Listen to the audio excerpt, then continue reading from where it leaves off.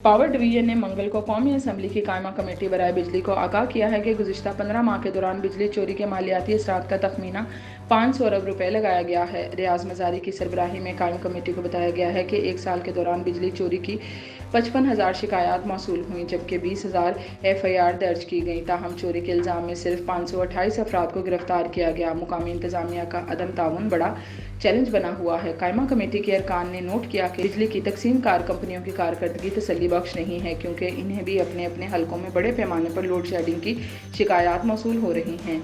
Committee ने मुल्क में बिजली चोरी की रोकथाम के लिए इकदाम न होने पर बरहमी का इजहार करते हुए कहा कि बिजली चोरी के खिलाफ कार्रवाई सिफर के बराबर है। पावर डिवीजन हुकाम ने बताया कि मुकम्मल फीडर्स की बजाय सिर्फ ट्रांसफार्मर्स को बंद करने का ऑप्शन ज़ेरे गौर है। इस्लामाबाद इलेक्ट्रिक सप्लाई कंपनी ने स्मार्ट मीटर्स की तनसीब पर काम शुरू कर दिया है, जिसका मकसद चोरी पर काबू पाना और नुकसानात को कम करना है। कायमा कमेटी ने पावर डिवीजन को बिजली चोरी के खिलाफ फौरी कार्रवाई करने की हिदायत की।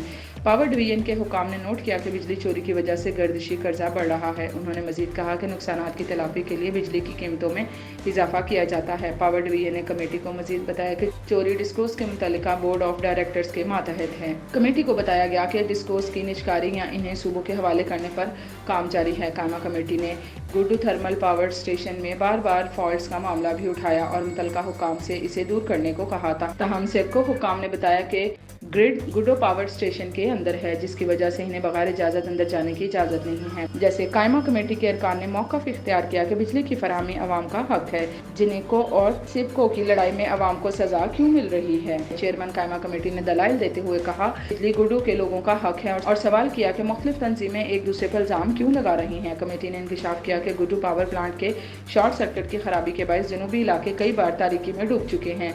सिपको हुकाम ने वादा किया कि ये मसला 1.5 माह में हल कर लिया जाएगा, क्योंकि कंडक्टर्स तब्दील हो जाएंगे। उन्होंने मजीद कहा कि इस खराबी को फौरी तौर पर ठीक नहीं किया जा सकता।